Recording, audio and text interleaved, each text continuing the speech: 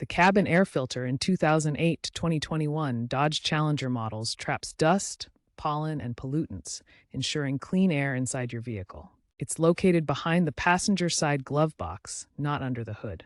To access, open the glove box, detach the damper stops, and lower it to reveal the filter housing. Regular replacement improves air quality, HVAC performance, and reduces allergens.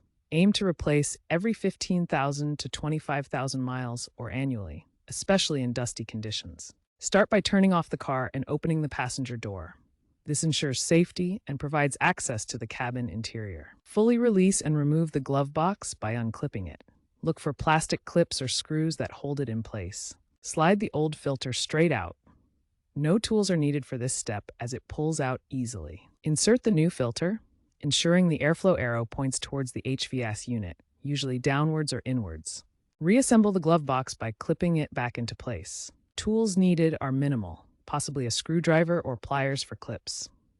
Post-COVID-19, consider using a high-efficiency or activated carbon filter for enhanced air quality.